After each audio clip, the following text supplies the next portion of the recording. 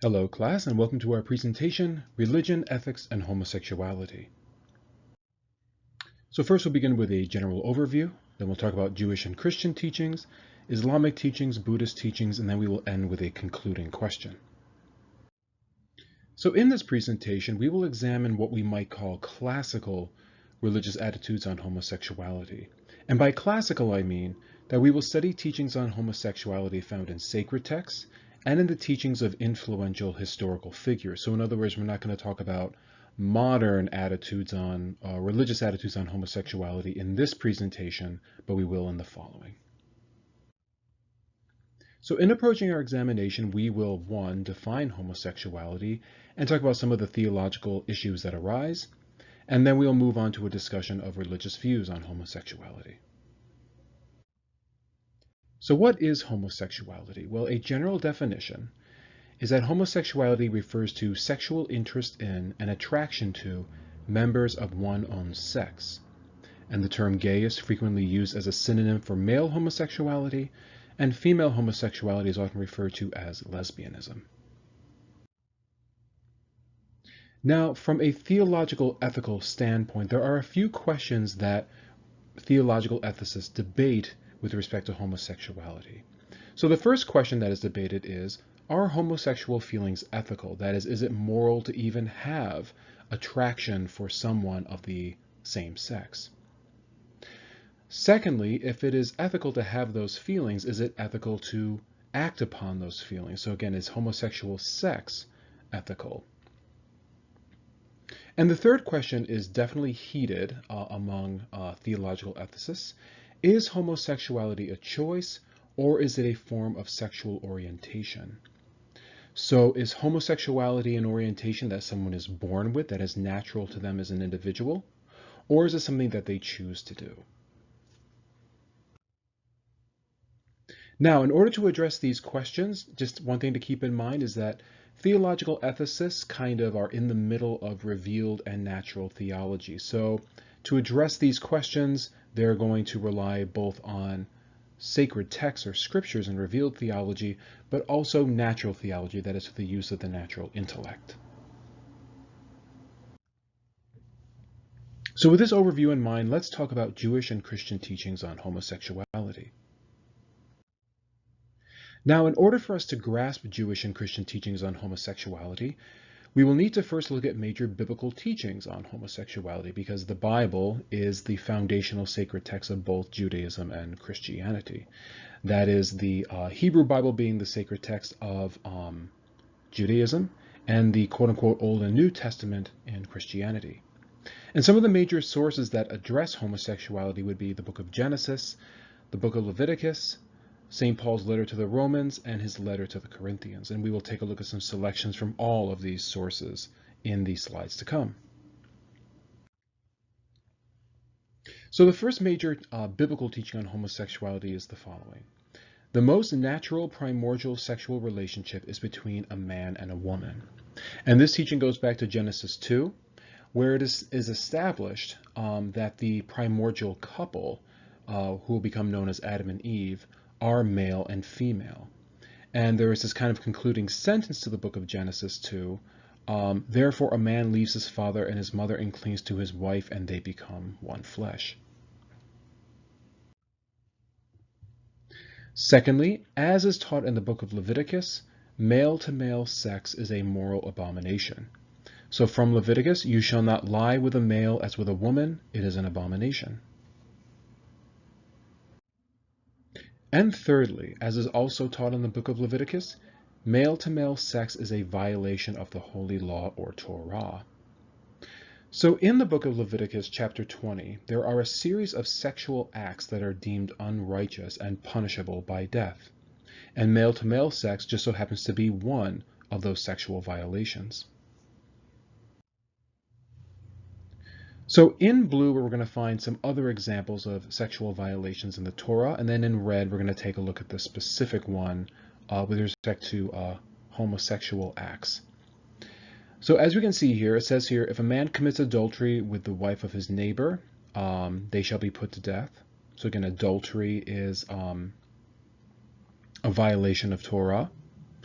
a man who lies with his father's wife, a man who lies with his daughter-in-law, a man who takes a wife and her mother, if a man has sexual relations with an animal, and if a woman approaches any animal and has sexual relations with it. So in other words, all of these are considered kind of like taboo, as kind of like, again, violation of God's law. So whether it is a man taking his wife, or wife and her mother, whether it's bestiality, these are considered violations. And as we can see in the middle, it says here, if a man lies with a male as with a woman, both of them have committed an abomination, and they shall be put to death. So for whatever reason, male-to-male sexual acts are kind of grouped in with these other violations. Now, a question that has intrigued modern scholars is the following. So clearly the book of Leviticus condemns male-to-male sexual acts, but it's silent about female-to-female sexual acts. So the question is, why is that? Why is it that Leviticus does not condemn female-to-female sexual acts? Now, while we're on this topic of male-to-male sex as an abomination, as something which is punishable by death, many of you may have heard of the story of what is called Sodom and Gomorrah from Genesis 18 to 19. And this story is often cited as a classic example of God condemning homosexual acts. So according to the account, God reveals to the patriarch Abraham that God will destroy the cities of Sodom and Gomorrah because of their grievous sin. Now later in the story, the men of Sodom attempt to rape two angelic men. So the common reading of this text is that God is punishing the men of Sodom because of their unrighteous sexual behavior, because they are engaging in what is now called sodomy. But one thing to be aware of is that in modern biblical scholarship, it is now being questioned whether the story of Sodom and Gomorrah is really a condemnation of homosexuality. So what do I recommend? Well, be the judge of this yourself. Please read the Sodom and Gomorrah account that I've posted on iLearn. And if you want to talk about it, just let me know. And the fourth teaching that we find in biblical texts with respect to homosexuality is number 4. Homosexual intercourse is unnatural. And as we shall see, this teaching is emphasized by St. Paul in his letter to the Romans and Corinthians. And as St. Paul writes, for this reason God gave pagans up to degrading passions. Their women exchanged natural intercourse for unnatural, and in the same way also the men, giving up natural intercourse with women, were consumed with passion for one another. Men committed shameless acts with men and received in their own persons the due penalty for their error. Now, to begin with, whenever in the New Testament something is regarded as pagan, it is usually regarded as something which is unholy.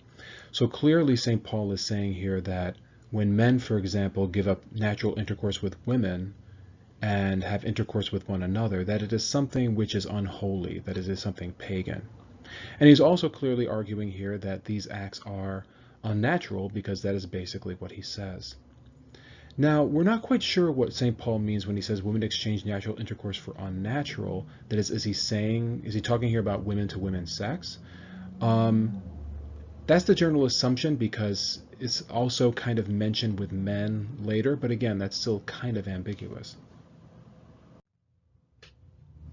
And as he further writes in the letter to the Corinthians, do you not know that wrongdoers will not inherit the kingdom of God?